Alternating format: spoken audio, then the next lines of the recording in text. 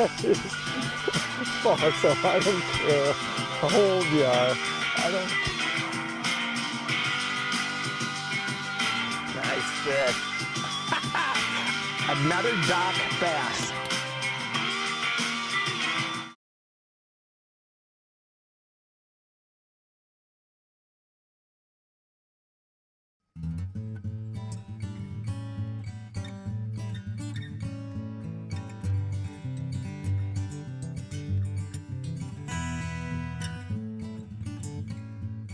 How you doing? I'm Tony Roach. When it comes to fishing panfish, midsummer is one of my favorite times of the year.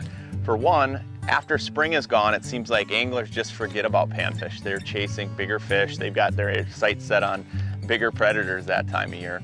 And another thing for me is, especially after you get past post-spawn, those fish start to relate to these mid-lake structures, whether it's a mid-lake cabbage bed, hump, standing stock cabbage, milfoil, even pockets of coontail at times.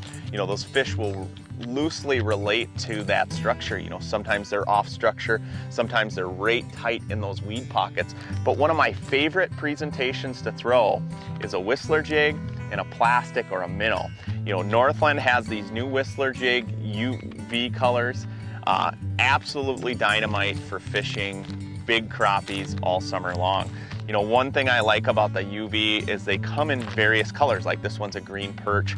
I've got tied on a pink UV color. So depending on the water color, water clarity, you can pick the color that's right for you. And like I said, just tipping it with an impulse plastic or a minnow. A lot of times I like to work these things on the structure, but then bring them off the structure. So right now I've got my boat out in a little bit deeper water, and I'll pitch right up into that structure and let these baits slowly fall into the cabbage, just kind of working them back to the boat. I'll give it a few pops. I want that blade to spin on the whistler jig. That's what the attractant is. That blade spinning sends off vibrations, it sends off sound, and the fish can't resist it. One thing about fishing these baits is not only are you catching crappies, you're catching walleyes, bass, pike, anything that's in those weeds that are using weeds as an ambush point. And then I'll just kind of work the bait all the way back to the boat. You want to make sure you're fishing that bait all the way out into that deeper water, because oftentimes those panfish will suspend right off the edge of the cabbage. If they're not up in the pockets, they're going to be off the edge. So I'll either, if I can visually see them myself, or I'll mark them with my GPS and mark either the pockets themselves or the fish themselves.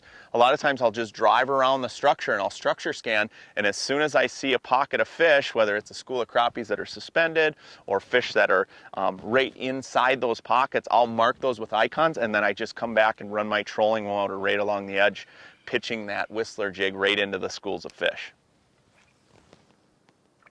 Ready? There we go. That one hit it on the fall. They love picking that bait up off the fall. So, when I'm working that bait back to the boat, I make sure that I'm fishing it all the way back to the boat. This fish was off the edge. All right, not a bad midsummer crappie. I've got the entire lake to myself right now. There's no other pan fishermen out here. I tell you what, tie on a Northland whistler jig. You start fishing midsummer for crappies, you're gonna put a lot of fish in the boat. Hey, I'm Tony Roach for Northland Fisherman. Stay tuned for more segments.